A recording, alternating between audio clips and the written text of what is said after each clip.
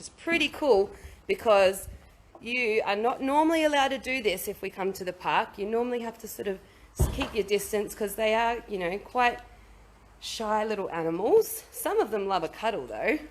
So now just remember I did say as well that Shani normally works at Wildlife Habitat. So she might not know any, you know, exact information about these koalas in particular, but she does know a lot about koalas in general. So you can ask her any questions about koalas in general, but right now I'm going to take you right amongst the gum tree.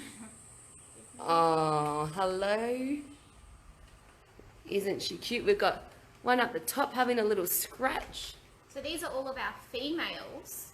Now, if you look really closely at two of these girls, you might see a little bump or lump on their belly region. What? Are you serious? Yep. So what does that mean, Shani? It means they might have something in their pouch. What Oh do my koalas gosh. keep in their pouch? Does anyone know what might be in a koala's pouch? What would it be called? Everyone's very excited about the koalas. Koala time, baby! That said Lucy. They are so cute, aren't they, Sharon? All right, well, we haven't quite got any guesses yet, but I know sometimes it takes a little while for them to come up. So in the meantime, we've got a question from Brooke. Why are they always sleeping? And Shani, I'll get you to come in close to me so that we make sure we pick up your voice.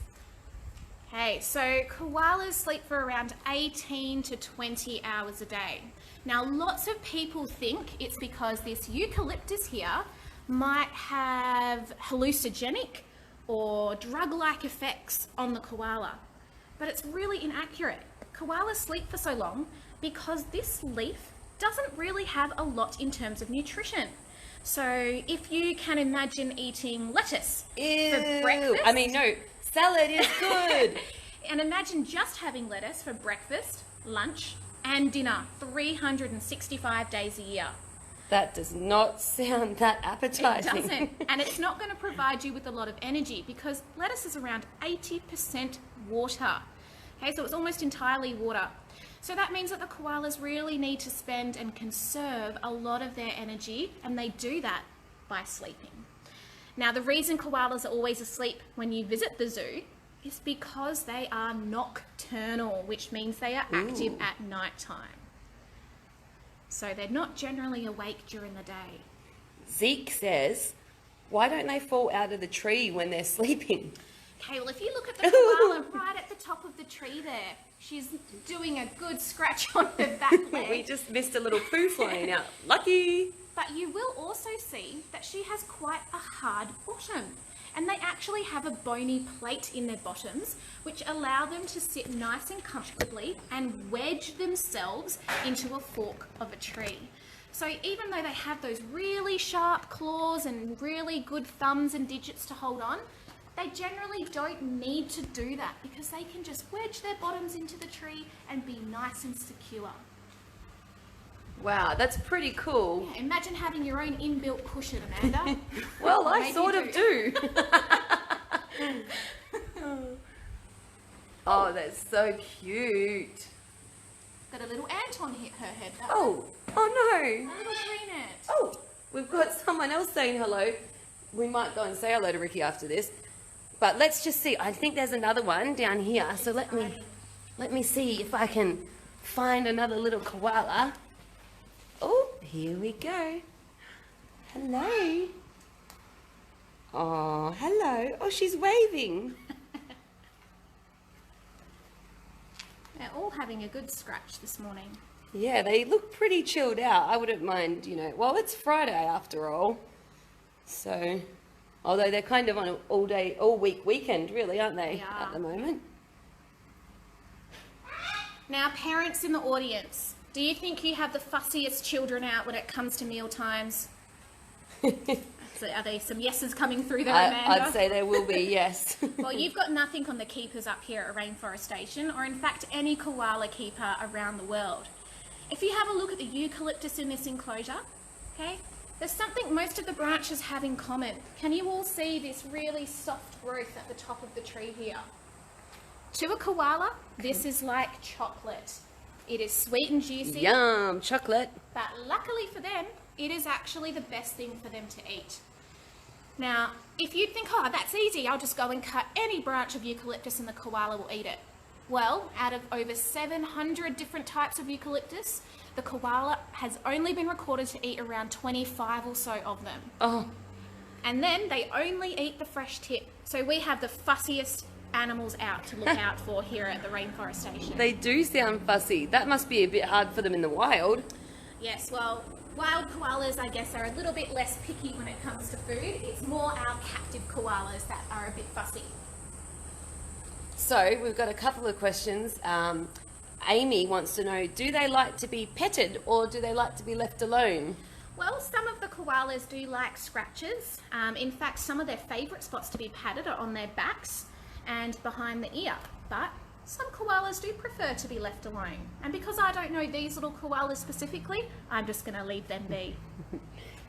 Good thinking.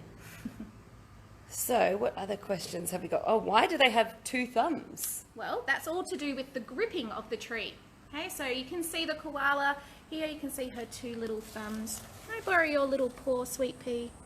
There we go. So there's her two little thumbs just there.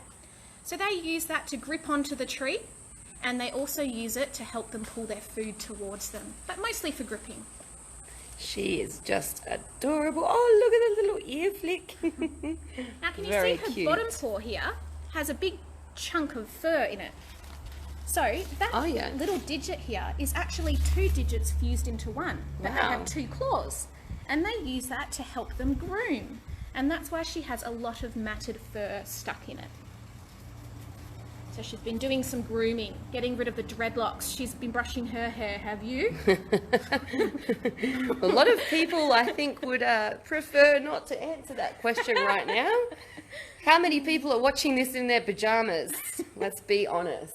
All right, well, let's go and have a little talk to Ricky, I think.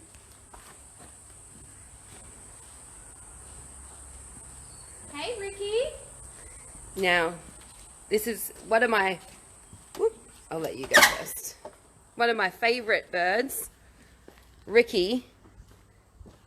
And she's only pretty new to Rainforest Station, actually. But wildlife keeper Phoebe told us before she's very much missing all of the attention and talking that the guests used to do to her. So we might say hello to her now. Hey, Ricky. Hey, beautiful. Now, I do know that Ricky likes a little head scratch, Amanda. So let's see if she's interested. Oh, look at her. And do you know what she does enjoy, if she lets me do it? Would you like a little scratch under your wing? Oh, there we go. How's that? Is that good? Beautiful. Good girl, Ricky. Oh, she's gorgeous. Aw, little sweetie. She's like, hey, I didn't say stop. Yeah. So, how old can cockatoos live till? Amanda, cockatoos can live for longer than humans. Whoa. Okay, sulphur-crested cockatoos can live well over 100 years of age. Now, we can tell that Ricky's a girl. Can you zoom in on her eye? Get up nice and close if she lets you without biting the phone. If you can see in the camera there, Ricky actually has a red iris. And that is how we can tell a male and a female sulphur-crested cockatoo apart. So males would have a completely black eye, whereas a female has a red eye. The two apart. Now that's not for all cockatoos, just for the sulphur-cresteds. And also pink and greys. Oh, wow. There you go. That's cool. Now, did you say that was Cody in that one? No, this is Rocky. Does he like a scratch? Yes. Let's go see Rocky then. So tell us a little bit about, you know a bit about Rocky, don't you? So Rocky came to us from Cairns Wildlife Park about, maybe 2 years ago, a year and a half ago now. And he actually came to us as part of a breeding program. So we're very lucky to be working with them because koalas are pretty tricky, I guess, in captivity. Not tricky to breed, but tricky to keep in and continuously have them an ongoing population.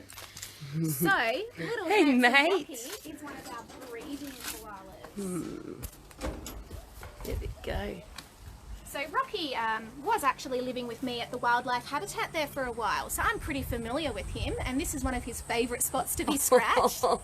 Getting the little dog reflex going there. Hey, handsome.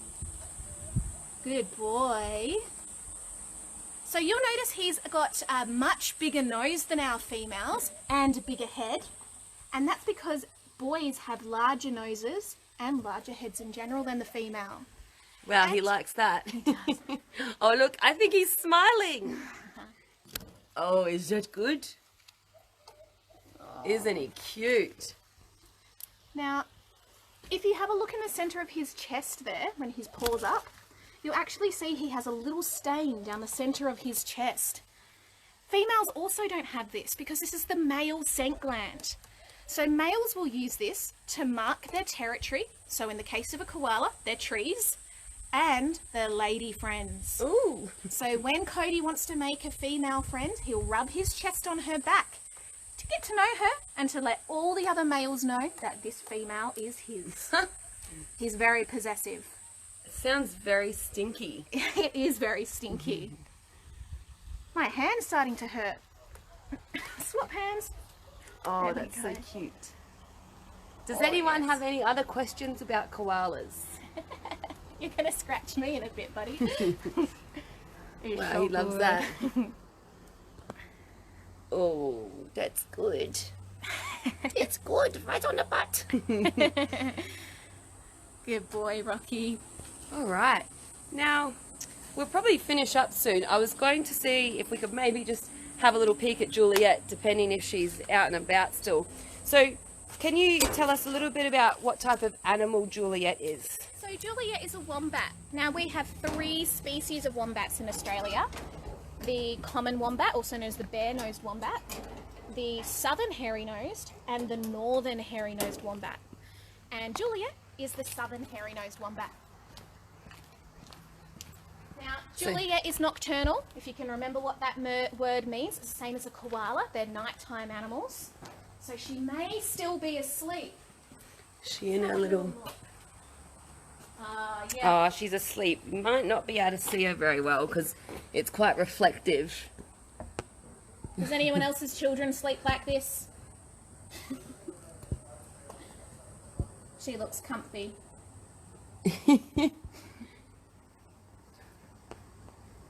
How long do wombats live for? They live for around 20 years in captivity as well. In the wild, probably a little bit less because life is just that little bit more harsh out there. There's a picture of Juliet, but she is sleeping like always. All right. Well, that's probably enough from us for the day.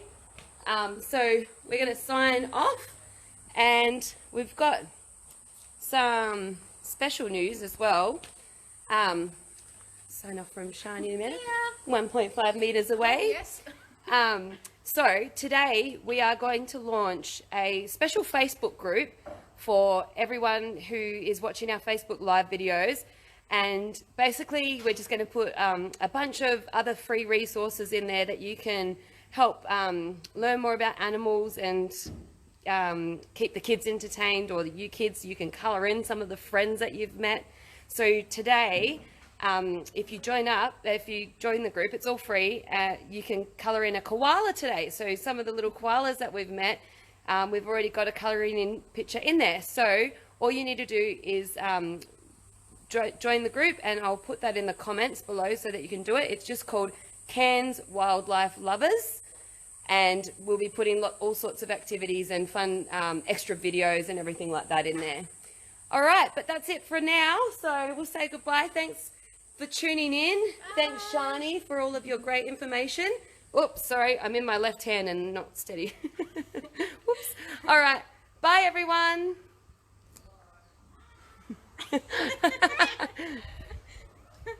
Say bye, Phoebe.